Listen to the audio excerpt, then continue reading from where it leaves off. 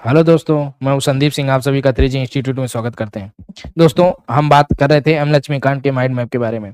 हम mind map बना रहे थे और इस माइंड मैप के बारे में हम बता रहे थे कि हमने इसको एम लक्ष्मीकांत को 11 भागों में बांटा है और 11 भागों के हम 7वें भाग में बात कर रहे थे संवैधानिक निकाय के बारे में। तो संवैधानिक निकाय के बहुत सारे आयाम थे, जैसे संघ लोक सेवा आयोग, राज्य लोक सेवा आयोग, निर्वाचन आयोग और राष्ट्रीय जनजाति आयोग और राष्ट्रीय अनुसूचित जनजाति आयोग। इन सब पर हमने चर्चा कर लिया था। और आज हम बात करने वाले हैं अन्य पिछड़ा आयोग, एनसीबीसी और भाषाई अल्पसंख्यक आयुक्त संविधान के भाग 16 और 17 के बारे में।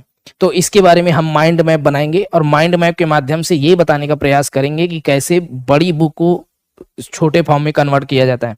तो छोटे फॉर्म में कन्वर्ट करके आप लोग इसको कैसे याद करते हैं, तो हम पहुंचते हैं संवैधानिक निकाय। ऐसा निकाय जिसका वर्णन संविधान में है, तो ऐसे निकायों के बारे में पढ़ेंगे। तो इसका संविधान में वर्णन है और संविधान के अनुच्छेद राष्ट्रीय पिछड़ा वर्ग आयोग एनसीबीसी, जो राष्ट्रीय पिछड़ा वर्ग आयोग है, इसको अनुच्छेद 338 बी में रखा गया है। तथा सामाजिक शैक्षणिक पिछड़े वर्गों का कल्याण करने के लिए राष्ट्रीय पिछड़ा वर्ग आयोग बनाया गया। क्यों बनाया गया? सामाजिक शैक्षणिक पिछड़े वर्गों का कल्याण करने के लिए इसको बनाया गया।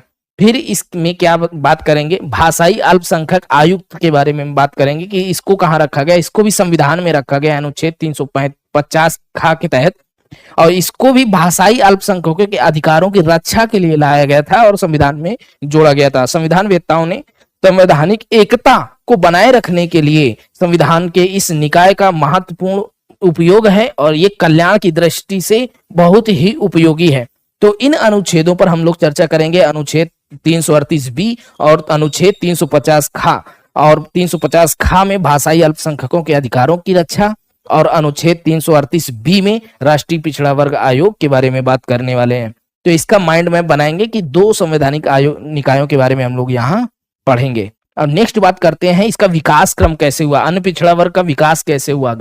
तो विकास कैसे हुआ, जैसे इसका संविधान में वर्णन है, तो इसका विकास कैसे हुआ। तो सर्वप्रथम 1992 में मंडल मुकदमा आया, किसके माध्यम से? इंदिरा साहनी केस वर्सेस सर्वोच्च न्यायालय का स्थायी वैधानिक निकाय बनाने का निर्देश।